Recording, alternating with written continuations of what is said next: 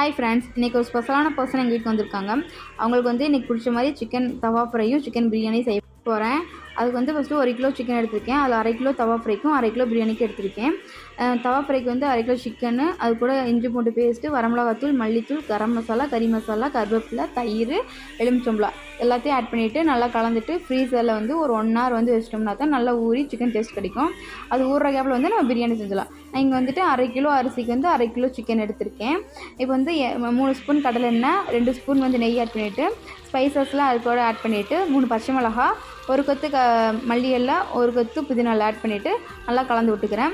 நல்லா கலந்து விட்டுட்டு அதுக்கப்புறம் வந்து நீட்ட வாக்கில் வெட்டின பெரிய வெங்காயம் 4 எடுத்துக்கிட்டேன் மீடியம் சைஸில். அதை வந்து நல்லா வணக்கி விட்டுக்கணும். வெங்காயம் நல்லா கலர் சேஞ்ச் ஆனதுக்கப்புறம் வந்து 2 ஸ்பூன் நல்லா பெரிய ஸ்பூனில் 2 ஸ்பூன் வந்து இஞ்சி பூண்டு பேஸ்ட் ஆட் பண்ணிக்கிறேன். ஆட் பண்ணிவிட்டு அதையும் நல்லா கலந்து விட்டுக்கிறேன்.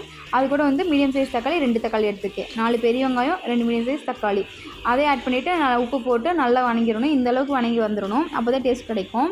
அது கூட வந்து வரமிளகாத்தூள், கரம் மசாலா மட்டும் ஆட் பண்ணிக்கிறேன். அது கூட கொஞ்சம் மல்லித்தூள் ஆட் பண்ணிக்கோங்க.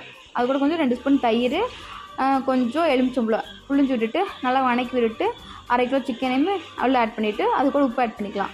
ஆட் பண்ணிவிட்டு அதை நல்லா கலந்து விட்டுட்டு ஒரு 5 minutes வந்து மூடி போட்டு அந்த தண்ணியிலே வேக வச்சிடணும் சிக்கனை.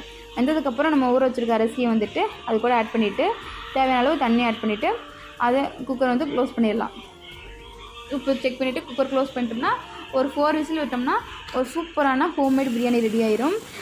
டேஸ்ட் சூப்பராக இருக்கும், ட்ரை பண்ணி பாருங்கள். அது கூட வந்து ரைத்தா ரெடி பண்ணிடலாம். நான் 2 மீடியம் சைஸ் பெரிய வெங்காயம் எடுத்து நல்லா நீளவாக்கில் கட் பண்ணிக்கிறேன். கட் பண்ணிவிட்டு ஒரு பாத்திரத்தில் போட்டு நல்லா உதிரியாக பண்ணிவிட்டு அது கூட வந்து ஒரு 1/2 டம்ளர் தண்ணி ஊற்றிக்கணும். தண்ணி ஊற்றிட்டு அது நல்லா அந்த வெங்காயத்தை வந்து அதில் வந்து கசக்கி எடுத்துட்டோம்னா தான் அந்த வெங்காயத்தோட அந்த சுருன்னு ஒரு காரம் இருக்கும். அந்த காரம் இருந்துச்சுன்னா சாப்பிட முடியாது ரைத்தா. அதுக்காக வந்து அதை புழிஞ்சு எடுத்துகிட்டு தயிர் ஆட் பண்ணோம்னா டேஸ்ட் சூப்பராக இருக்கும். நான் இன்றைக்கி வந்து ப்ளைன் ரைத்தா தான் செஞ்சுருக்கேன்.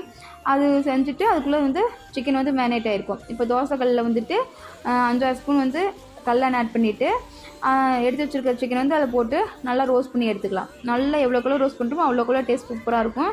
இது மாதிரி ட்ரை பண்ணி பாருங்கள்.